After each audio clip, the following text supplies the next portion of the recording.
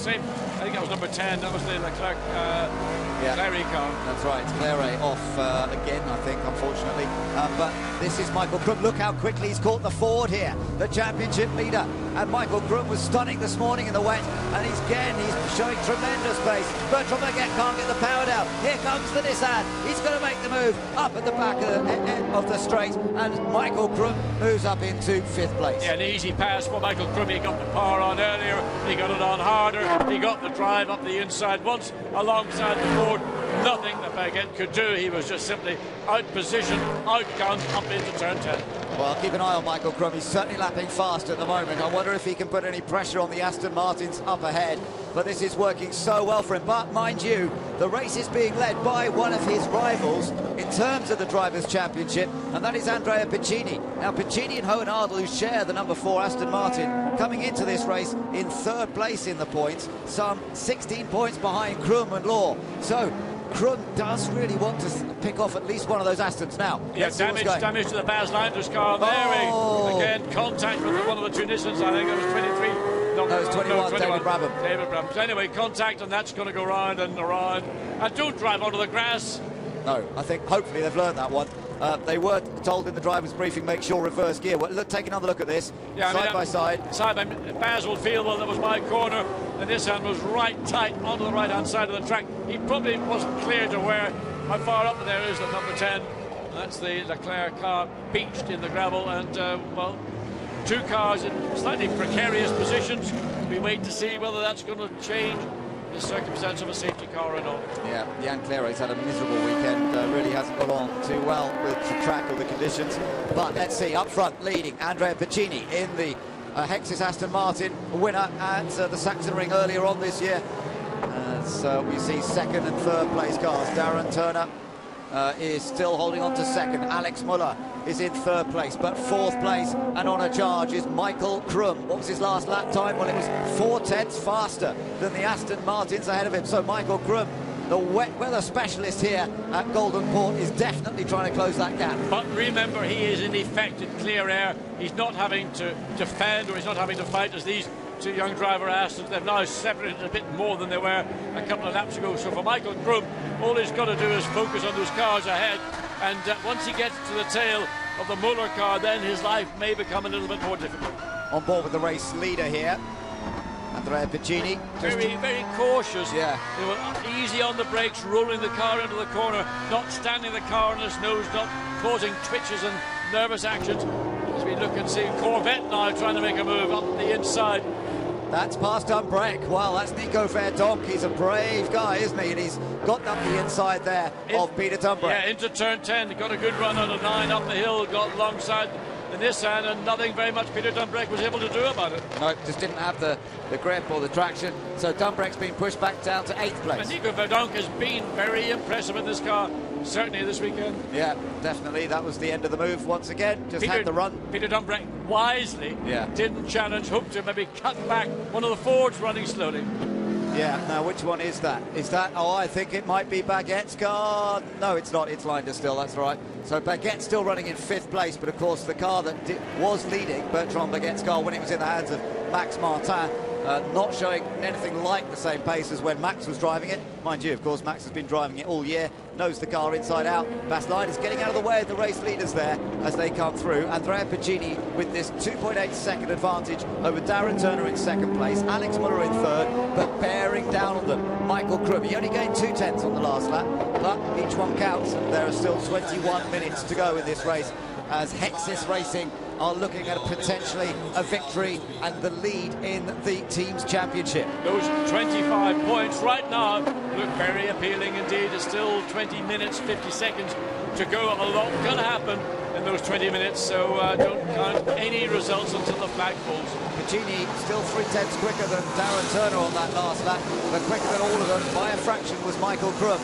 So Krum it is who is bearing down on the Astons. Are Aston Martin really going to be able to hold on to a 1-2-3, or will Nissan spoil the party with works Nissan driver Michael Krum, who's done so much with Nissan over the years in Japan, and now showing what he can do properly on the world stage. He loves the wet conditions. He is such a smart guy when it comes to driving and getting the most out of a car, and you're riding on board with him. Let's just listen a little bit and watch him at work here.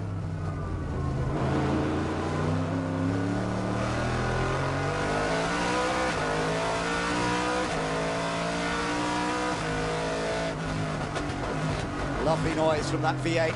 He's a left foot braker, and he'll use that left foot braking to try and just bring the car into the apex of the corner.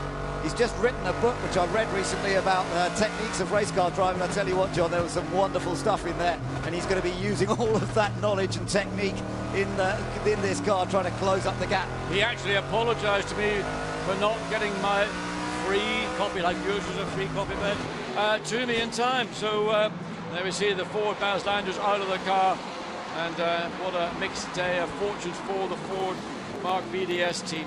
Yeah, it's been a difficult day for them. Bass out of the car. He'll go and see what's going on with the other car, but Bertrand Baguette is struggling. Well, not so much. He's only about half a second a lap slower than the Astons at this point, but you better watch out, because otherwise he could come under pressure from Enrique Bernoldi in his Nissan. But you're watching Krum. Yeah, just in the meantime, Alex Muller's got a bit of a hurry up from the pit wall, I suspect, because he's now lapping 0.3 of a second quicker than Aaron Turner and 0.2 of a second quicker than the pursuing Nissan.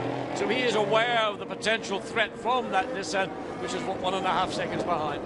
You do see the sort of tyre tracks, but there's no chance of the place drying out. It's still raining hard here in Beijing, but this race has given us a lot to watch for. It started under safety car. We saw problems once they got going, once the safety car released the field. Thomas Enger led the early stages, but we saw a charge from Max Martin that actually got the Ford ahead incredibly before the pit stops were made. But his teammate hasn't had the same pace. That car's now running in 5th place, and the car race being led by Piccini. Let's go down to the pits and hear from Basslanders. Baz, unfortunately, it really hasn't been your weekend. Can you take us through what happened? Well, Mark did a very good start. Of course, there was a lot of incidents, so we took advantage of that.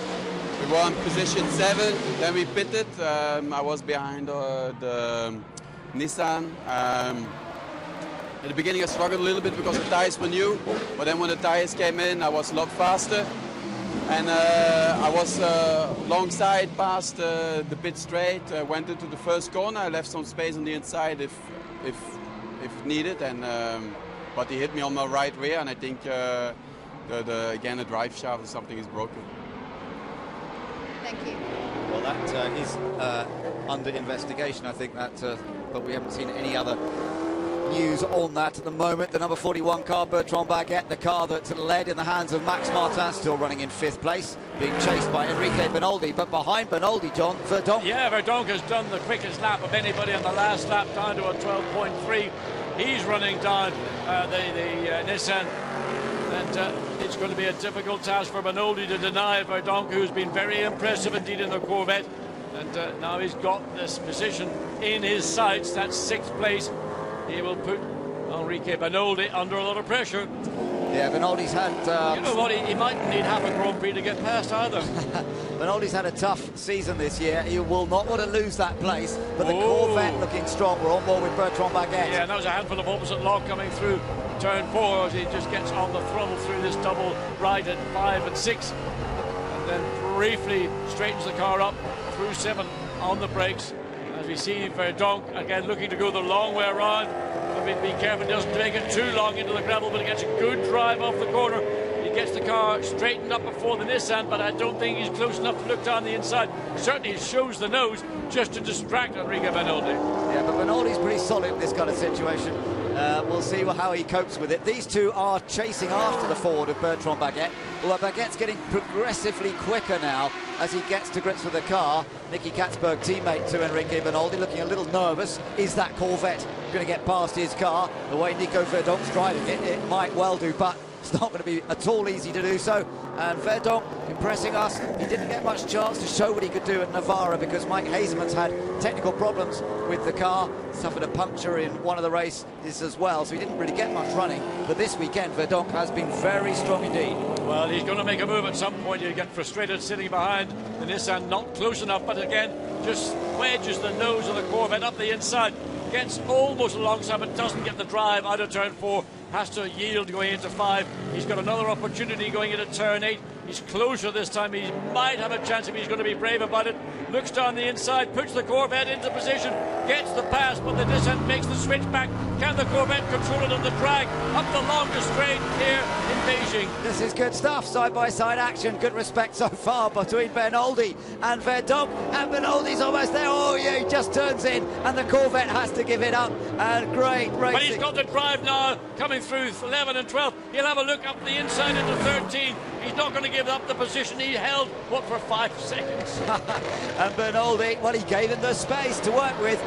Verdonk got through briefly, but Bernoldi was able to come back. So you've got a classic confrontation. Both front-engine V8 supercars, of course. The big, tall Nissan versus the low, lithe Corvette that's had so much success around the globe in GT racing for so many years. And Nico Verdonk showing there's still life in the old dog. That Corvette looking very impressive, but he's got to find another opportunity now to try and get past the Nissan. Well, he forced the situation going into turn 8, but of course he overran the corner, allowed the Nissan to make the switch back, and then once they got onto that short straight up to turn 10, it was all in favour of Enrique Bernoldi, and as you mentioned, he knows how to defend cleanly and also frustrate back down the inside again. This time he's going to hold the Nissan. I think he may. He's certainly in the better position of the two. Have they got the Mumba to get the car up the straight to match the Nissan? No, he doesn't. And Bernoldi was just about able to get across the front of the car, perfectly entitled to do that, to defend into the next corner. And this is a real cat and mouse game between Enrique Bernoldi and Nico Verdonk, and it's great seeing Bernoldi have a chance. Oh, but here's got Verdonk. Oh, super job. Fantastic. He's got up the inside into the last corner. Oh, they're still side by side. Bernoldi will not give it away. Good, clean racing, hard racing in very difficult conditions. Down the inside into turn 1. Is he far enough up? Oh, I mean, that was within a wafer of having a collision back of the Nissan front of the Corvette. This is what racing's all about. I tell you, these guys will be loving it. They both did the kart race that was held at Navarra, which Nico Verdonk won, by the way. That was earlier on this season, and now it's a bit like a kart race. They're swapping, changing, and each of them so far giving each other enough room to work with. And remember, they're battling for 6th place here behind Bertrand Bagat, who's 5th. But up front is still Andrea Piccini leading in the Hexus Aston Martin now. This is the area where we've seen the moves made. He's not quite close enough this time. The problem is you go down the inside, you lose your momentum because the grip is less. You've got a tighter corner to make. The car, if it can maintain its arc around the outside, will get the drive. And with the power that Nissan has got, the torque it can just out-drag pretty much anything. So on board with Nico Verdonk as he tries to attack, tries to get past Enrique Bernoldi, and not only get past him, but make the move stick. By the way, those straps coming down from the roof, those are to pull the seat belts away when the drivers make their pit stop changes. They're retained by the straps. When the driver gets back in, then he can pull them. It's not some form of medieval torture. No, it looks a bit weird, doesn't it, with those straps. And he's wiping the window to try and see the mirror. He actually hasn't got anyone behind him at the moment, but he wants to have a quick glimpse in the mirror. So it's very hard to see anything. He's dealing with trying to get past the Nissan and concentrating on what else is around him. Under braking, Bernoldi's car just twitching, but they're so evenly matched, these two, and they're putting on a great show here in Beijing for us. All over 6th place. Bernoldi having probably his most fun race of the whole season. He hasn't had too many of them, and he hasn't smiled a great deal. But this will be something he will enjoy. Again, the Corvette takes the long line, trying to get the drive, trying to get the traction. While the Nissan scrabbling again under the rear wing, but the Nissan's just got so much where it counts. Up the hill, goes to the left to defend the corner. Again, an opportunity for the switchback for the Corvette. It should have a marginally better exit out of the corner, but through the left, through the right and the left, and then the run down into turn 13. He did it once, he dived on the inside, but couldn't make it stick. So again, Verdonk trying to get the nose of the Corvette tucked in the inside, but Enrique Bernoldi, so experienced, a Formula One driver of great repute, of course. Well, famously a great instant. Let's have a look at Nico Verdonk. He's got to the inside line this time. Yeah. Oh, good exit out of the previous corner. He did all that work coming into 13. He got the car in position. He got the run off turn 14. He compromised Bernoldi by getting down alongside him before the braking zone. Once he had done that, then turn 1 was the Corvettes. I think you'll see the Corvette run away a bit. There is Michael Rossi, teammate. He says thumbs up that. And at last we've got past Bernoldi. But fair play to Bernoldi. He drove beautifully there. Very defensive, but it was up to Verdonk to find a way past. Yeah, all about exit speed. The Corvette quicker off the final turn. Got alongside before the braking. Enrique Bernoldi knew the game was up.